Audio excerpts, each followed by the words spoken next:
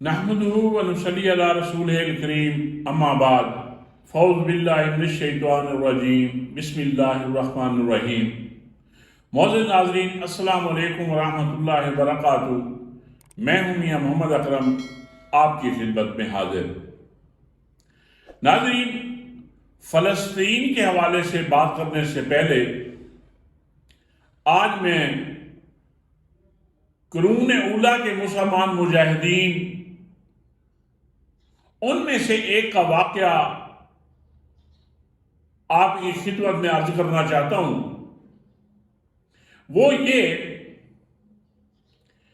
کہ ایک معرکے میں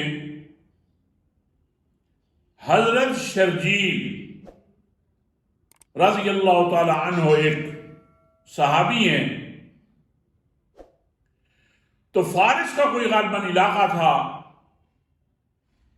وہ جناب فتح ہوا، تو اس میں حضرت شرجیل رضی اللہ تعالیٰ عنہ نے، یہ حضرت عمر رضی اللہ تعالیٰ عنہ کا دور تھا، حضرت شرجیل رضی اللہ تعالیٰ عنہ نے حضرت عمر رضی اللہ تعالیٰ عنہ سے گزارش کی کہ امیر المومنین، اس علاقے کے فتح ہونے پر اللہ کے نبی صلی اللہ علیہ وسلم نے میرے ساتھ ایک وعدہ فرمایا تھا۔ وہ یہ تھا کہ میں نے آپ صلی اللہ علیہ وسلم سے گزارش کی تھی کہ اے اللہ کے نبی صلی اللہ علیہ وسلم، جب یہ علاقہ فتح ہوگا تو فلاں قبیلے کی جو فلاں عورت ہے وہ مجھے بطور مال غنیمت کے دے دی جائے۔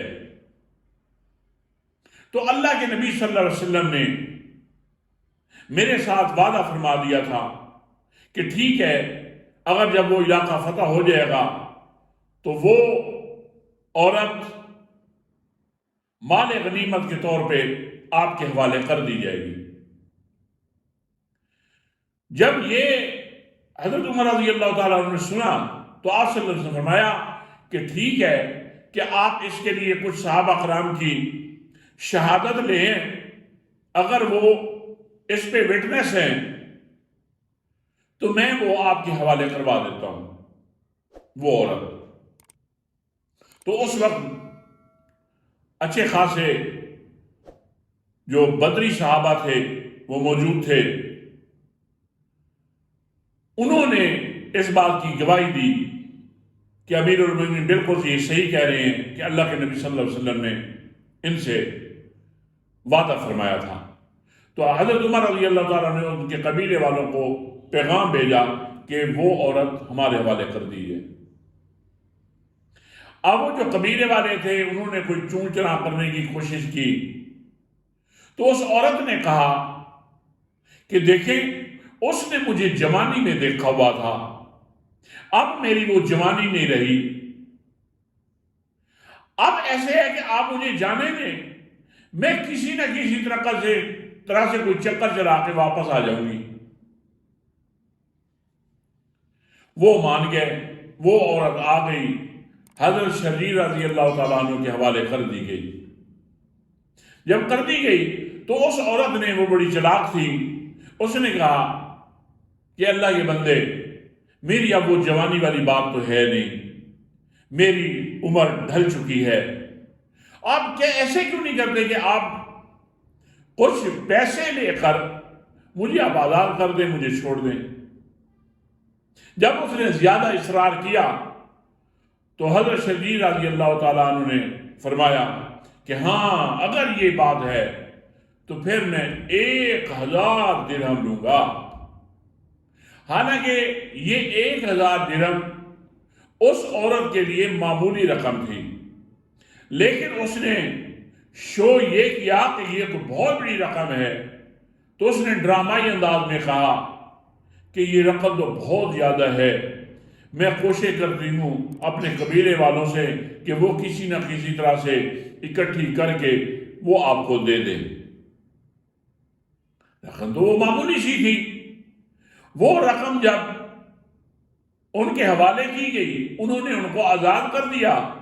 جب یہ خبر دوسرے صحابہ کو ملی تو انہوں نے ان کو تھوڑا سا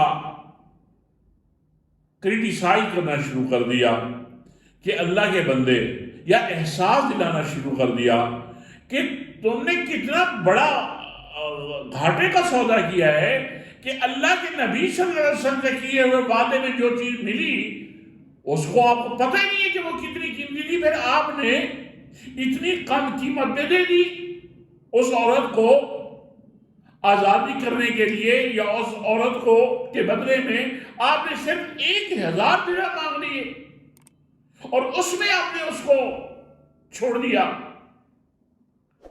تو حضرت شریر رضی اللہ تعالی عنہ کہتے ہیں کہ خدا کی قسم آج تک مجھے یہ پتہ ہی نہیں تھا کہ 1000 درہم سے اوپر بھی کوئی رقم یا گنتی ہوتی ہے، یعنی کہ ان کے ذہن میں یہ تھا کہ میکسیمم 1000 سے اوپر تو کوئی کاؤنٹنگ ہوتی ہی نہیں ہے۔ یہ وہ لوگ تھے اتنے سادہ، انہوں نے پوری دنیا میں اسلام کی سربلندی کے لیے جانیں دے کر فتوحات کے جھنڈے گاڑ دیے۔ آج اس وقت فلسطین کے حالات ہیں 10,000 سے زائد، جس میں زیادہ تر خواتین اور بچے شامل ہیں، وہ شہید ہو چکے ہیں۔ خوراک کی قلت ہے، پانی مہیا نہیں، بجلی مہیا نہیں، اس کے باوجود مسجدوں میں اذانیں ہو رہی ہیں، نمازیں پڑھی جا رہی ہیں، قرآن مجید کی تلاوتیں ہو رہی ہیں، اور جو اسرائیلی قیدی ہیں ان کے ساتھ وہ سلوک کر رہے ہیں جو قرون اولیٰ کے مسلمان کیا کرتے تھے، کہ اپنے سے بھی بڑھ کر اچھا کھانا ان کو مہیا کیا جا رہا ہے، حالانکہ جو فلسطینی اسرائیل کی قید میں ہیں تو وہ ان کے ساتھ نہایت ہی وحشیانہ سلوک کر رہے ہیں۔ ہماری محبتیں، ہماری دعائیں، ہماری کوششیں فلسطینیوں کے ساتھ ہیں۔ ایک اور بات بتاتا چلوں کہ اسرائیلی فوج کے جنرل کے بیٹے نے کہا ہے ایک بیان میں کہ اسرائیلی فوج دنیا کی بہترین فوج، دنیا کی طاقتور فوج، دنیا کی سب سے زیادہ ٹرینڈ فوج، دنیا کی سب سے زیادہ لیٹسٹ ٹیکنالوجی کا جو اسلحہ ہے اس کو چلانے والی فوج۔ یہ سب کچھ ہونے کے باوجود بھی میں کہتا ہوں کہ وہ دہشت گرد ہے جو غزہ پہ اور فلسطینیوں کے ساتھ جو اس کا کردار ہے یا جو اس کا سلوک کر رہے ہیں۔ اوباما کہتا ہے کہ جس طرح کا اسرائیل فلسطین پہ ظلم ڈھا رہا ہے یہ ناقابل برداشت ہے، لیکن افسوس کہ ہماری OIC، ہمارے مسلمان حکمران یہ کہاں گئے کہ ان کی اصل رسپانسبلٹیز ہیں۔ سعودی عرب نے چندے کی اپیل کر دی ہے، اب وہ چندہ کہاں جائے گا؟ ڈائریکٹ تو یہ دے نہیں سکتے، NGOs کو دیں گے۔ اب NGOs کی مرضی ہے کہ وہ اس کا کہاں پہ اصراف کرتے ہیں۔ اسی طرح ہمارے ملک میں بھی یہی حالات ہیں کہ چندے پہ زور ہے۔ ہمارے ملک میں میں تو سب سے پہلے جماعت اسلامی کو سیلوٹ پیش کرتا ہوں کہ انہوں نے جس طرح کا مظاہرہ کیا ہے فلسطین کے حق میں، حکومتی مشینری ان کے خلاف اپنے اختیارات کو استعمال بھی بہت کیا، لیکن انہوں نے اس کی پرواہ نہ کرتے ہوئے انہوں نے ایک زبردست قسم کا پروٹیسٹ کیا ہے۔ میں اس بات پہ ان کو خراج تحسین پیش کرتا ہوں۔ اس جلسے میں سید جواد نقوی صاحب جو ایک ابھرتے ہوئے لیڈر ہیں، اللہ ان کی عمر میں عمل میں اللہ برکت دے، یہ نہایت ہی بیلنسڈ قسم کی گفتگو کرتے ہیں، یہ مولانا طارق علی صاحب کی طرح یہ وہ شخصیت ہیں جن کا بیان ہر مکتبہ اول، ہر مکتبہ فکر کا آدمی سن رہا ہے اور محبت سے سن رہا ہے اور ان سے محبت کرتا ہے۔ مولانا فضل الرحمان صاحب چلے گئے ہیں جناب، پہلے یہ خبر آئی کہ مولانا صاحب غزہ چلے گئے، یعنی کہ خبر دیتے ہوئے بھی شرم نہیں آتی ان کو، غزہ کہاں سے گزر کے جائیں گے؟ کوئی عقل ہے؟ یہ ہمارے میڈیا کو کیا ہو گیا؟ وہ جناب بعد میں پتہ چلا کہ قطر پہنچ گئے، ماشاءاللہ۔ یہ آپ جناب فلسطینیوں کے لیے آواز اٹھائیں گے جو فلسطینیوں کو درس دے رہے تھے کہ انسانی حقوق کی خلاف ورزی مت کریں، انسانی حقوق کا احترام کریں، لیکن اسرائیل کے خلاف کچھ نہیں بولیں۔ یہ جناب فلسطین کا مسئلہ حل کروائیں گے جو ویکی لیکس میں امریکی سفیر سے یہ کہتے ہیں کہ آپ ہماری طرف دیکھتے رہیے، ہمیں آپ خدمت کا موقع دیں، ہم سب سے بڑھ کر آپ کی خدمت کریں گے۔ یہ کچھ سامنے آنے کے باوجود بھی ان کی طرف سے آج تک تردید نہیں ہوئی، اور یہی انہوں نے عرضی ٹونی بلیئر سے بھی کی تھی کہ ہمیں موقع دیں، ہمیں تو آپ دیکھتے ہی نہیں ہیں، ہم آپ کی بڑھ چڑھ کے خدمت کریں گے۔ یہ آپ جناب فلسطینیوں کی خدمت کریں گے۔ انا للہ و انا الیہ راجعون۔ اتنا جوش تو دکھا دیتے کہ جو آپ نے مہنگائی مارچ میں دکھایا تھا، لیکن افسوس سب کچھ ہونے کے باوجود آج تک اسرائیل یا انڈیا کے خلاف آپ کی زبان نہیں کھلتی۔ ادھر آپ خاموشی اختیار، سکوت اختیار فرما جاتے ہیں۔